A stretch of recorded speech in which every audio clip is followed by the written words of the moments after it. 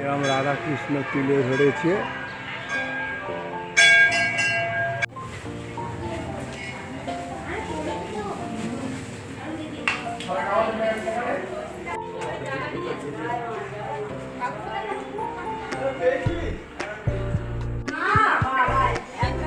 এই আশ্রমের পবিত্র জলাশয়, জলাশয়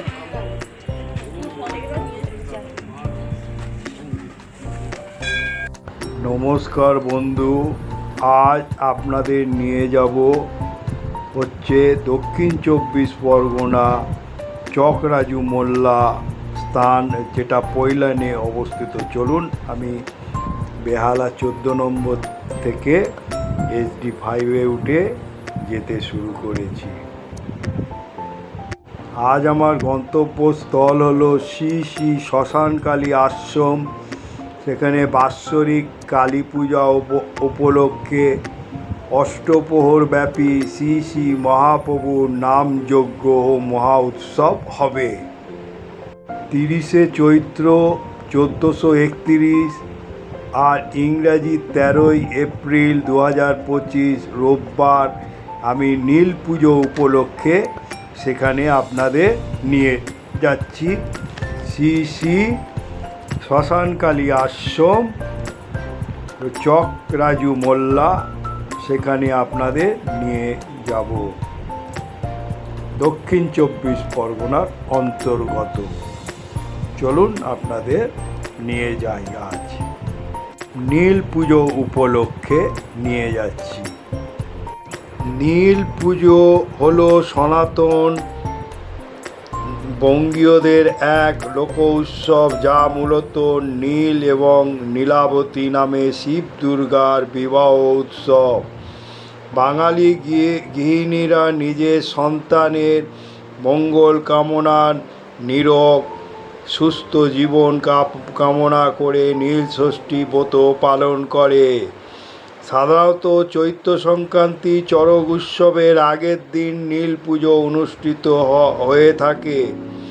নীল সন্ন্যাসীরা ও শিব দুর্গার সঙ্গে পূজার সময় নীলকে সুসজ্জিত করে গীতিবাদ্য সহযোগে বাড়ি বাড়ি ঘোরান এবং ভিক্ষা সংগ্রহ করে। নীলের গানকেই বলা হয় অষ্টগান। এই উপলক্ষে আজ আপনাদের শ্রী শ্রী শ্মশানকালী আশ্রম বাৎসরিক কালী পূজা ও অষ্টপ্রহর ব্যাপী যে মহাপ্রভুর নামযজ্ঞ, ও আজ আমি নীল পুজো উপলক্ষে আপনাদের এখানে এনেছি। দেখুন কত সুন্দরভাবে এই আশ্রম সাজিয়ে তুলেছে। দেখুন, সেও আপনাদের এই ঢোকার মুখে কত তুলসী গাছ, তারপর এখানে রাধা কৃষ্ণের সব ছবি তারপরে ওপরে কত সুন্দর কাজ করেছে, সেগুলো লক্ষ্য করুন। এই দিন সন্ধ্যাবেলায় সন্তানবতী হিন্দু রমণীরা সন্তানের কল্যাণার্থে প্রদীপ জ্বালিয়ে শিব পুজো করে সারাদিন উপোস ভঙ্গ করেন। নীল পুজো পশ্চিমবঙ্গের বর্ধমান, উত্তর, দক্ষিণ ও 24 পরগনা, নদিয়া, হাওড়া, বাংলাদেশ, মনময়ন সিংহ, বরিশাল, ত্রিপুরা, বঙ্গীয় সনাতন ধর্মীদের অধ্যুষিত এলাকায় অনুষ্ঠিত হয়। নদিয়া জেলার নবদ্বীপে গাজন উৎসবের একটি অংশ হিসাবে বাসন্তী পূজার দশমীর ভোরে শিবের বিয়ে অনুষ্ঠিত হয়। এই শ্মশানকালী আশ্রম কত সাজিয়ে তুলেছে সেগুলো দেখুন। মহাপ্রভুর একে তুলেছে, তারপরে এখানে একটা তুলসী মঞ্চ আছে। কালী পুজো হয়েছে, সেটা হোম হয়েছে, সেটাও আপনাদের কাছে তুলে ধরলাম। নীল ষষ্ঠীর সঙ্গে জড়িয়ে আছে এক লোককথা। এই লোককথার সঙ্গে সংযুক্ত এক ব্রাহ্মণ ও এক ব্রাহ্মণী। এরা নানা ব্রত পালন করতেন, কিন্তু তাদের সন্তান বেশি দিন বাঁচত না। একদিন কাশীর গঙ্গার ঘাটে দুজনের দুঃখ করতে দেখে এক বৃদ্ধা এসে তাদের দুঃখের কারণ জানতে চান। সব কিছু জেনে ওই বৃদ্ধা নীলষষ্ঠী পালনের উপদেশ দেন। তিনি বলেন, সমস্ত চৈত্র মাস সন্ন্যাস পালন করে শিব পুজো করে সংক্রান্তি দিনের উপবাসের পর সন্ধে নাগাদ নীলাবতী পুজো শেষে নীলকণ্ঠে শিবের ঘরে বাতি জ্বেলে মা ষষ্ঠীকে প্রণাম করে জল খেতে। একেই বলে তিনি অদৃশ্য হয়ে গেলেন। আসলে ওই বৃদ্ধা ছিলেন মা ষষ্ঠী। যাই হোক, এরপর ভক্তি ভরে নীল ষষ্ঠীর পুজো করা হয়। এই কথা অনুসারে বলা হয়, সেই থেকে সন্তানের দীর্ঘ জীবন কামনার নীল ষষ্ঠী পুজো করার রীতি প্রচলন হয়।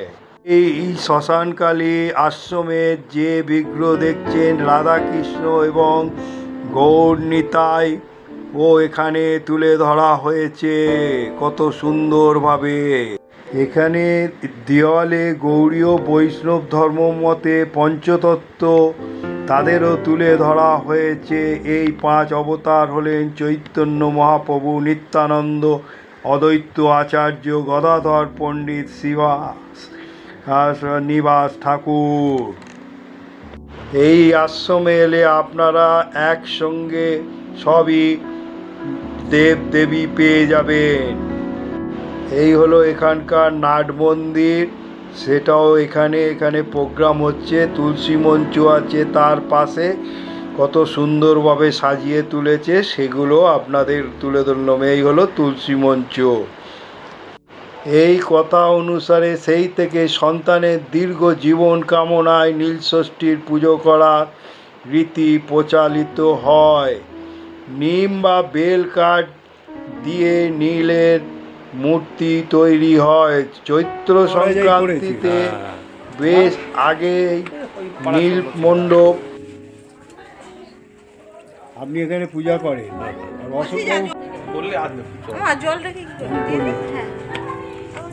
নীল পুজোর আগের দিন অধিবাস ও অধিরাত্রে হয় হাজরা পূজা, অর্থাৎ বিয়ের উপলক্ষে সকল দেবতাকে আমন্ত্রণ করা হয়। হাজার দেবতা পূজায় শিবের চেলা বা ভূত প্রেত দেবতা পোড়া শোল মাছের ভোগ দেয়া হয়। পরদিন নীল পুজোর সময় নীলকে গঙ্গা জলে স্নান করিয়ে নতুন লাল সালোয়া কাপড় পরিয়ে অন্ততপক্ষে 7টি বাড়িতে নীলকে ঘোরানো হয়। নীল সন্ন্যাসীরা একই রকম লাল কাপড় পরে, পাগড়ি মাথায়, গলায় রুদ্রাক্ষের মালা, হাতে ত্রিশূল নিয়ে নীলকে সঙ্গে নিয়ে এই মিছিল করে। এদের দলপতিকে বলা হয় বালা। সাথে থাকে ঢাক, ঢোল, বাঁশি বাজনার দল এবং কাল্পনিক শিব দুর্গা সাজে সঙ্গেরা। গৃহস্থ মহিলারা উঠোনে আলপনা দিয়ে নীলকে আহ্বান করে বড়াসনে বসিয়ে তার মাথায় তেল সিঁদুর পরিয়ে দেন। এরপর নীলের গান শুরু হয়। বিয়ের পর নীলের গান থেকে সংসারী হন হরপার্বতীর কথা, শিবের কৃষিকাজ, গৌরীয় শাখা পড়া প্রভৃতি ভিখারি ও শিবের সঙ্গে অন্নপূর্ণা, শিবানী ও দাম্ভিকীয় সহাবস্থানে কাহিনী। গানের প্রথম অংশ দলপতি বালারা এবং পরবর্তী অংশ নীল সন্ন্যাসীরা গেয়ে থাকেন। এই দিন সন্তানবতী হিন্দু নারীরা সারাদিন উপবাস রেখে সন্তানের আয়ুর বৃদ্ধি কামনায় নীল ষষ্ঠী ব্রত করে নীল পুজোর পর সন্ধ্যাবেলায় শিব মন্দিরে বাতি দিয়ে জল গ্রহণ করে। তবে অনেকে পুরুষ এই ব্রত পালন করে নিষ্ঠার সঙ্গে তারকেশ্বরে শুরু করে পশ্চিমবাংলায় একাধিক স্থানে কাঁধে বাঘ নিয়ে ভগবান শিবের মাথায় জল ঢালতে হাজির হন ভক্তরা। অনেকে আবার মহাদেবের অভিষেক করেন বেলপাতা, আকন্দের মালা, দুধ, দই, মধু ইত্যাদি মিশ্রিত জল নিবেদন করেন, উপবাস ভাঙেন। দেখুন এখানে এই মন্দিরে পঞ্চতত্ত্বকে কত সুন্দরভাবে সাজিয়ে তুলে হয়েছে, শিবকে তুলে হয়েছে, কত সুন্দর এই মন্দির গড়ে উঠেছে। তাই আমি আশা করি আপনারা এই মন্দিরে আসবেন, অষ্টপ্রহর অনুষ্ঠান দেখবেন, বাৎসরিক, আর এই যে তুলসী গাছ, তারপর এখানে রাধা গোবিন্দ বিরাজ করছে, তার সঙ্গে আছে নিতাই গৌর। তারপর এখানে কালী, দক্ষিণা কালী এবং নবগ্রহ মন্দির। তারপরে দেখুন এখানে বাৎসরিক অনুষ্ঠানের জন্য সেজে উঠেছে, কালী পুজো হয়ে গেছে আপনার 12 তারিখে, তা আমি গিয়েছি 13 তারিখ নীল ষষ্ঠীর জন্য জল ঢালতে গিয়েছিল। তাই সেই জন্য আপনাদের এই একটা ছোট্ট ব্লকের মাধ্যমে নীল ষষ্ঠীকে তুলে ধরছি, আর এই মন্দিরটাও আপনাদের তুলে ধরছি। দেখুন এখানে মা কালীর সঙ্গে নবগ্রহ দেবতা বিরাজ করছে, সেটাও আপনাদের তুলে ধরলাম। অনেকে আবার এই উপলক্ষে শিব অবতার হিসাবে শ্রদ্ধা জানান। লোকনাথ ব্রহ্মচারী, বামাখ্যাপা প্রমুখ পুরুষদের প্রতি এক্ষেত্রে অনেক অভিষেক করেন। নীল ষষ্ঠী সন্তানের মঙ্গলের জন্য শিবের ব্রত পালন করে মায়েরা, জেনে নিন এই কেন এই হচ্ছে নীল ষষ্ঠী পালন করার উদ্দেশ্য হলো সন্তানরা যাতে সুখে এবং স্বচ্ছন্দে এবং দীর্ঘায়ুর জন্য। আর এখানে মা কত সুন্দর সাজিয়ে তুলেছে, দেখুন প্লাস্টিকের ফুল দিয়ে পুরো মন্দির সেজে উঠেছে। বাৎসরিক অনুষ্ঠান, এখানে এক তারা মায়ের, দেখুন আমিও জল ঢালছি শিবের মাথায়। নীল ষষ্ঠীতে যেহেতু গিয়েছি আমিও শিব বাবাকে জল ঢাললাম। আর এই হলো ভোগঘর এখানকার, আর এই হলো রাধাকৃষ্ণ মন্দির এখানকার। এই শ্রী শ্রী শ্মশান কালী আশ্রম, এটা হচ্ছে পৈলেনে অবস্থিত। আপনারা বলবেন যদি বাসে করে বেহালার দিক দিয়ে আসেন, বলবেন পৈলেনের পর শ্মশানকালী তলা, আপনাদের ওখানে নামিয়ে দেবে। শ্মশানকালী আশ্রম বললেই হয়ে যাবে। আর এই আশ্রম হলো বঙ্কিমানন্দ বালক ব্রহ্মচারী সাধনা পীঠ। আবার অনেকে বলে এই আশ্রম বাবা বড়কাচারীর পীঠস্থান, লোকে মুখে কথিত আছে, সেটাই আপনাদের কাছে তুলে ধরলাম। আবার অন্নদা মঙ্গল কাব্যে দেবী অন্নপূর্ণার কাছে এই প্রার্থনা জানিয়ে ঈশ্বরী পাটনা বাংলার মেয়েদের মনে এই চিরন্তন প্রার্থনা মনে ধরা পড়ে নীল ষষ্ঠীর ব্রত।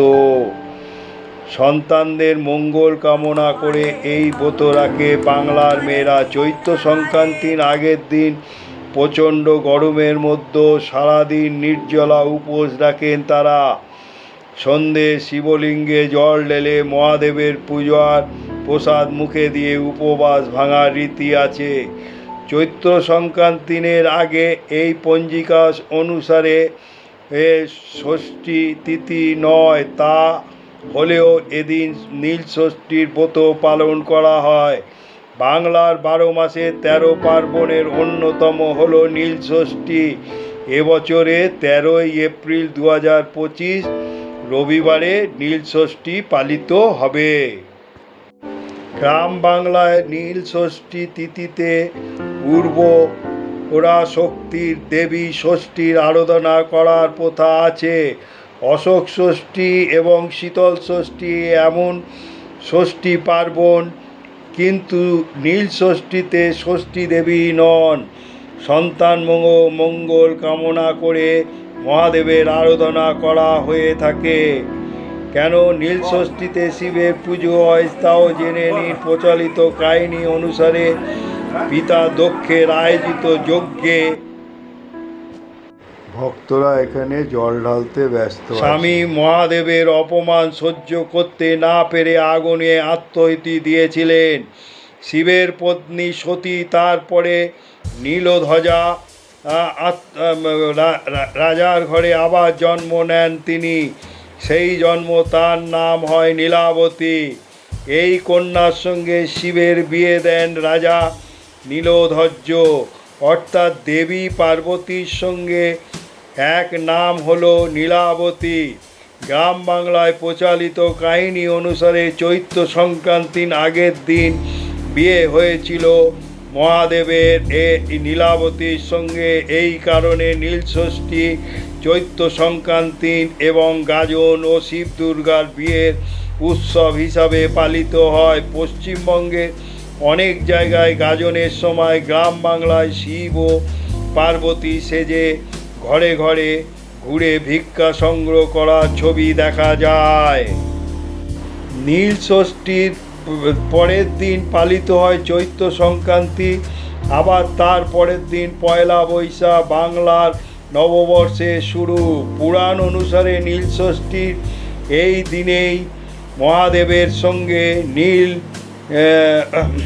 চণ্ডিকা বা নীলাবতীর বিয়ে হয়েছিল। মহাদেব নিজে নীলকণ্ঠ এবং তার সঙ্গে এই দিন নীল চণ্ডিকা ও নীলাবতীর বিয়ে হয়েছিল বলেই এই দিনটিকে নীলষষ্ঠী নামে পরিচিত।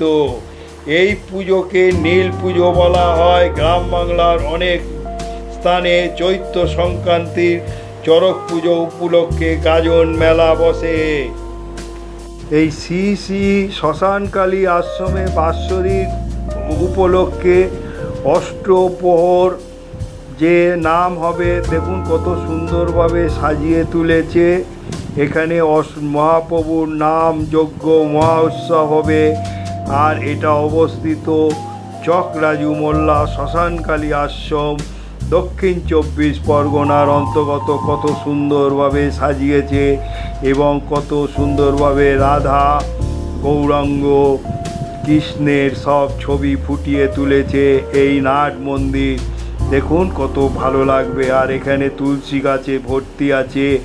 কত সুন্দরভাবে এই আশ্রম গড়ে উঠেছে। তাই আমি আশা করি আপনারা এখানে বেহালা থেকে এসে পৈলেনের পরে বলবেন যে শ্রী শ্রী শ্মশানকালী আশ্রম, নেমে যাবেন। ধর্মতলা থেকেও আসতে পারেন। এই দেখুন লেখা আছে রোডের ওপরেই এই আশ্রম। তারপরে ডায়মন্ড হারবার, কাকদ্বীপ অনেক বাস আছে। বাসে করে এই আশ্রমে আসবেন আর মহাপ্রভুর নাম যজ্ঞ উৎসব দেখবেন, বাৎসরিক উৎসব।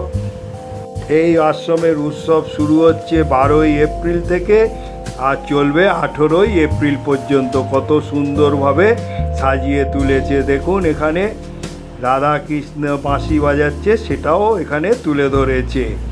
তাই আমি এখানে নীলষষ্ঠীতে ফ্যামিলিকে নিয়ে পুজো দিতে এসেছিলাম বলে তাই একটা ছোট্ট ব্লকের মাধ্যমে আশ্রমটাও খুব ভালো লাগলো। আমি তাই জন্য এটা তুলে ধরলাম। আর এদের বাৎসরিক অনুষ্ঠানও হচ্ছে। বাৎসরিক অনুষ্ঠান বলতে 12ই এপ্রিল কালী পুজো, নবগ্রহ যজ্ঞ, তারপর হচ্ছে 13ই এপ্রিল নীল পুজো, 14ই এপ্রিল গীতা পাঠ, তারপরে 15ই এপ্রিল অধিবাস, তারপর 16ই এপ্রিল হচ্ছে তারক ব্রহ্ম নাম আরম্ভ হবে, পরিবেশন করবে বাবলু রায় ও সম্প্রদায়। 17ই এপ্রিল প্রভু সেবা ও নীলা কীর্তন। আর 18ই এপ্রিল হচ্ছে বালক ভোজন। এই হলো এই আশ্রমের বাৎসরিক উৎসব। বন্ধু, আজ আমি শ্মশানকালী আশ্রমে এনেছি। এটা পৈলেনে অবস্থিত, দক্ষিণ 24 পরগনা। তা আমি বলবো যে কীভাবে আসতে হয় সেটা আপনাদের দেখিয়ে দিয়েছি যে আমি বাসে করে আসছিলাম। আমি আমি বেহালা 14 নম্বর থেকে এসছি। তা এটা খুব সহজ উপায়, পৈলেনের পরের বাস স্ট্যান্ডে নেমে যাবেন। আর এই আশ্রমে আজ এখন বাৎসরিক উৎসব চলছে। আজ নীল ষষ্ঠী বলে আমি আপনাদের একটা ছোট্ট ব্লকের মাধ্যমে তুলে ধরছি। এখানে কিভাবে নীল ষষ্ঠী পালন হচ্ছে সেগুলো তুলে ধরলাম। আর লাইক, শেয়ার ও সাবস্ক্রাইব করে আমার পাশে থাকবেন। আপনারা ভালো থাকুন, সুস্থ থাকুন, এই বলে আমি এখন আমার গন্তব্যস্থলে